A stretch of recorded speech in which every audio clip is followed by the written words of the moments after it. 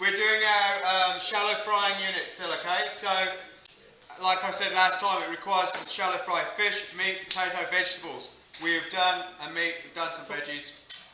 We are going to do Lyonnaise potatoes. It's basically sliced potatoes, and we're going to saute them in a little bit of oil, and it has onions with it, sliced onions, okay? So that's one part of the dish.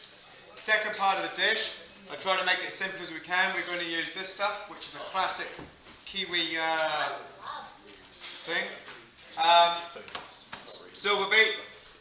We are going to, I've only got one portion of fish here because the fish has only just come in and it's frozen. But you do need to make 2 portions, right? It's always 2 portions, always on your own, unaided, okay? Now, as far as your notes go, if you can just write the ingredients and then write 1, 2, 3, 4, 5 next to them, is the order you cook them in, then do that. You don't need to write screeds of stuff. Those notes are evidence for me that you've got stuff to work off, and it also helps you to do it because you are supposed to do this on your own without anybody turning, touching, tickling, any of that stuff. Anyway, this is parsley. I don't know if any of you saw me flick that out. It's parsley. So our sauce for it, so we've got a sauce going on, which is capers, which are quite salty. They're a little, basically they're a flower that's a bud. So if you peel them apart, you've got petals and little stamen inside. We don't need that because we've got lemons. So we've got lemons and butter. So what beurre noir means is burnt butter, or brown butter, not burnt butter, it's brown butter. So what you're going to do is you're going to cook your fish in your pan, and when you take it out and put it on your dish, you're going to put a little bit of butter in and you're going to stir it around till it goes brown, not black, brown. You're going to bang in some capers, you're going to put in your chopped parsley, you're going to put a little bit of lemon zest in it, and that's your sauce, and then you're going to nape that over your dish. Julienne, you all know Julienne because you've all done your veggie cuts. We're going to take a little bit of green leek. You can use white leek if there's no green left. We're going to cut it into julienne. We're going to put a little bit of oil in here, and we're just going to put them in and go till they're soft, and then that is going to be our garnish on the top, and we might put a lemon wedge in. So that's quite a lot to do, yeah? First thing you need to do, obviously, is your potatoes, because they take the longest to cook. You need to wash them, you need to peel them, you need your waste bowl. Okay, so I've washed it once, now I'm going to peel.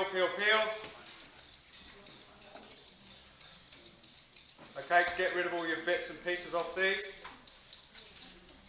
You will need maybe, I've got 2 larger ones here, but you probably only need 2 medium ones. Potatoes are peeled. I'm going to turn my pan on.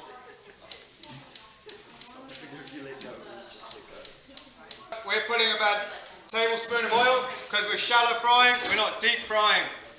We are slicing our potatoes 3 to 5 mil. Do we need a hot plate? Yes. So is it a good idea to put our oven on right now? No. Yes. Oven. Fan bag, about 80.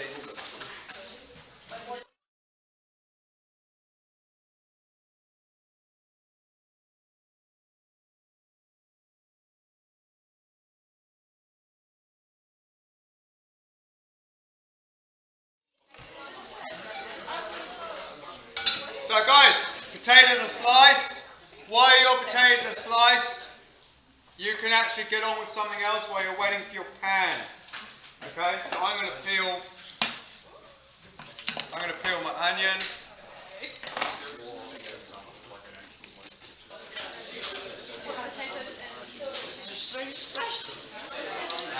So, potatoes are on.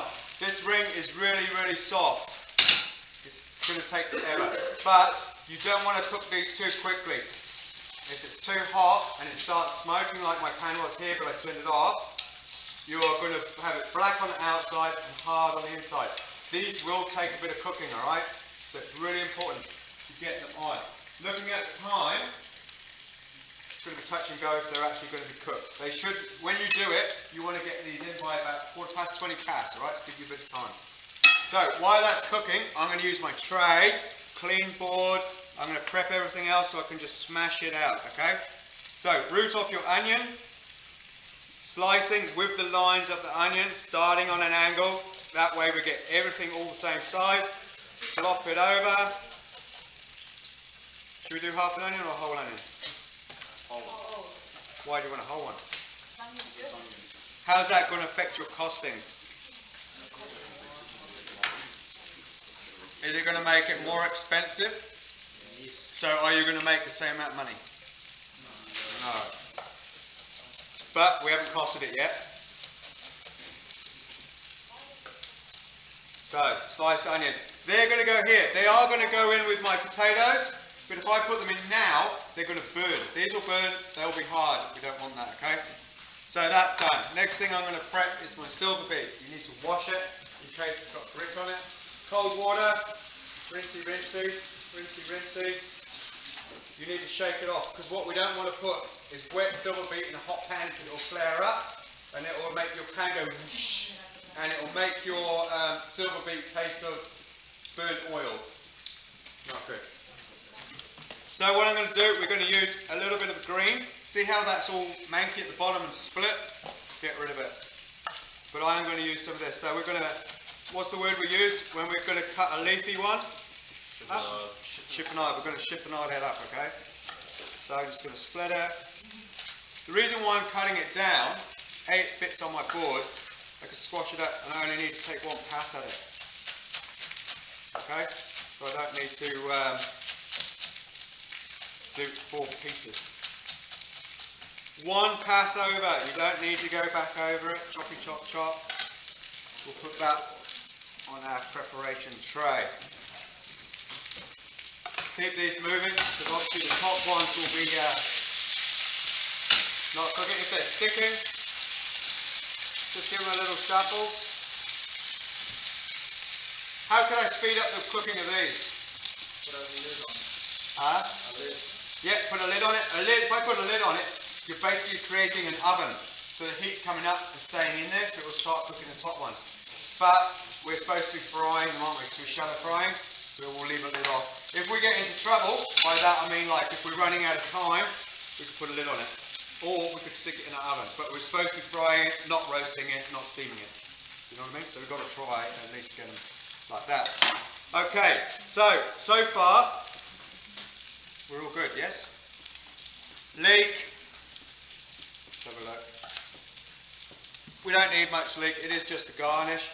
You can use the white, you can use the green. I've got, I don't know, let's get manky the outside one.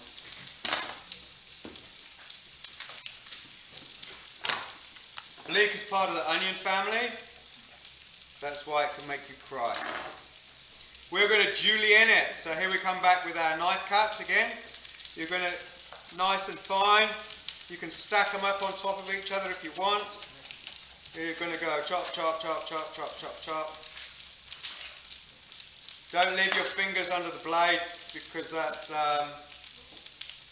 it's not that cool. It's not that cool. Hey Arnold, where are you? See how I'm holding this hand, yeah? Not my knife hand, this one. I'm not holding it like this, I'm holding it like this. So when I'm slicing, my thumb and my fingers are out of the way. Now we want these nice and fine, yeah?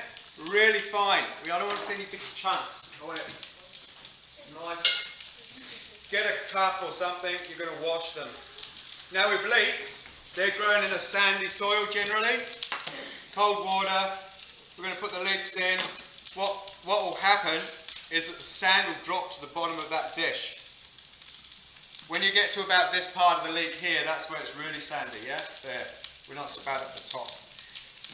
Give them a shuffle around, and all the sand and dirt will sink to the bottom. Then all you do when you cook them, we're just going to grab them up like this and put them in our little pan. Okay? In our little pan. So, potatoes are still going. Give them a shuffle. Yeah, I got one sticking there. So you need to make sure, when you scrape the sticky one off, make sure you get all the bits off the pan.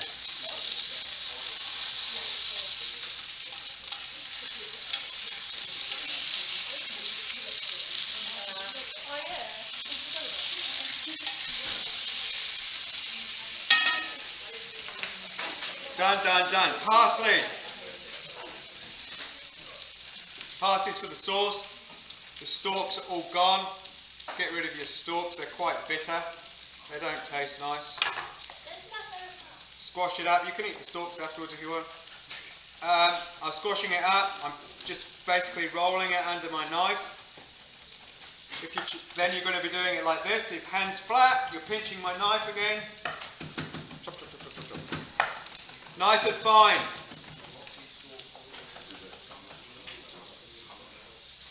Nice and fine.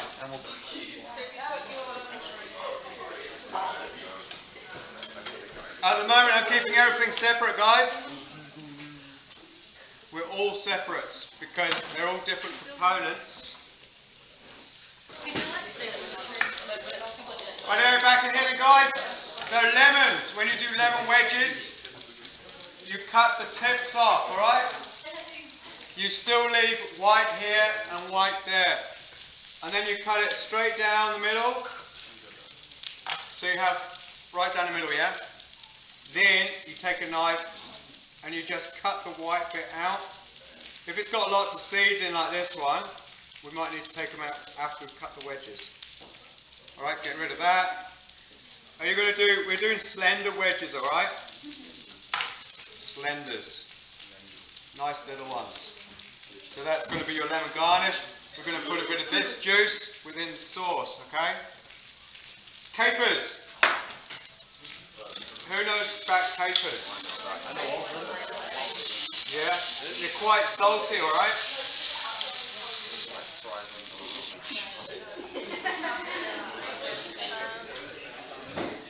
That much butter? 20, 30? Grams, 20, 30 grams. I've prepped everything up now, yeah? Yeah. Everything is prepped apart from my fish. Why do you think I left my fish till last? Huh? Cooks the fastest. Also, it's raw product, yeah? Oh, these are raw. But you're not gonna die if you eat this stuff raw. Fish you shouldn't do either, but so for cross-contamination purposes I'm doing my fish last. You want to get yours so they're just a little bit soft. Well, I'm going to put my onions in now and we'll see how they go. But you put your onions in. Now, if you were at home doing these with potatoes you had left over from the night before or something like that, those little gourmet ones, you can actually cook your onions separately and add them together. Okay? But the correct way of doing it is that we're doing it like this. So, hopefully, this will be cooked. Now, everything from here is really fast, but at the same time, it's going to be quite full on because you're going to be cooking potatoes, you're going to be cooking your silver beet, you're going to cook your fish, you're going to cook your leeks. You're going to need to take your fish out of your thing, your pan, to make your sauce. Because if you make your sauce with pan with your fish, it's going to overcook. So have you got your plates for me? Plates are in the oven. If this starts to look a bit dry, you can put a tiny bit of oil in it. Because if you haven't got any oil in it, it's not going to cook that well. But what I'm doing is that I'm moving my food away, putting the oil in the bare pan so it can heat up. Right, so this is going on nicely. Should we put a bit more of this in? Tiny bit. A little bit of this in. We're banging the rest of the pans on. We've got the big boy on. Now the big boy's going to be too hot to cook stuff, as always. Did he actually? What did you do?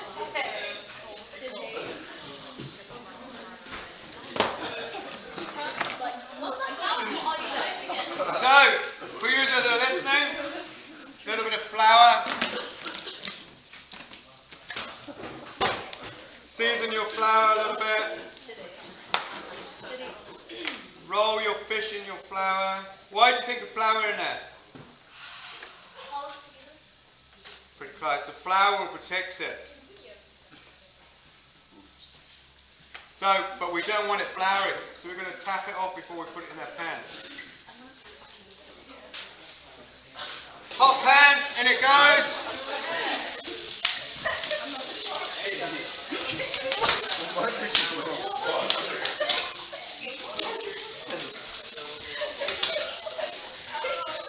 Season it.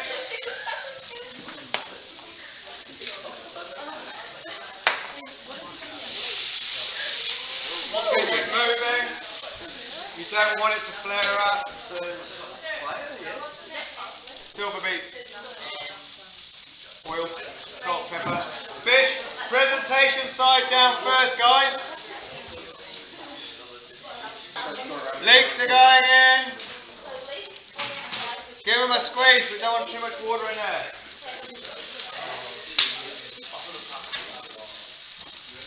Control your temperature of your fish using these black buttons on the side. You don't want to be turning it over too much. You don't want it sticking. How do you know when fish is cooked? Does anyone know? Why? How do you test it though?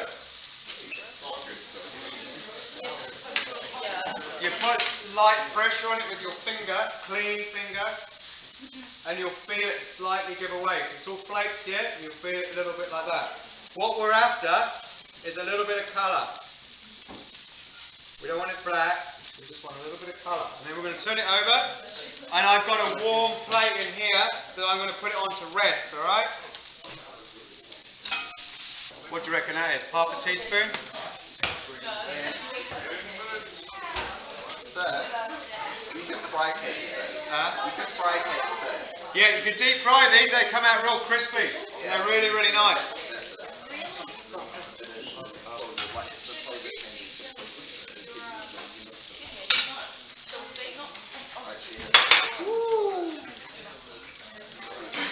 Fish out, warm plate, butter, capers, parsley, lemon juice. Really important bit here, guys. I want it brown, I don't want it black. Pull it aside. Turn it off, turn it off, turn it off. 10 minutes to go, pressure is on. Take out 2 plates.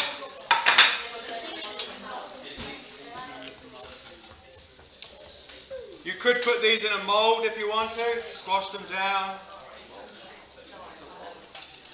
It's like a ring. I would show you, but 10 minutes to go. Whoop. Keep it tidy on your plate. Should we go in the middle? Should we go for a stack? We'll go old school stacking. There was a trendy time where everything was stacked. You pile everything up in the middle of the plate. It's more spread out now. It went from being plates of whatever to being stacked up. Now it's all splayed out with like pretty things on, like flowers. Now, oh, we can do 2. We'll do 2. Okay. We've got our sauce, which we need a spoon. $20. What a host, $20 a kilo I can save at the moment. So we want a little bit of caper in there, and we want the butter, okay?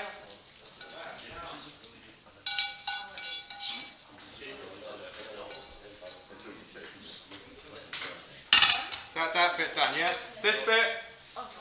Now these are going to be hot, so watch your fingers. We're going to put a little bit of... Deep fry those. No, yeah, all this is fried. Everything's fried. Because it's a frying unit. A little bit of that. Put a little bit of that there, just for old school sake. Now, if you were doing this in a restaurant, you would probably put some red capsicum julienne on top, maybe, for the colour. Because there's lots of green there. But capsicum's quite expensive. Does the lemon go on the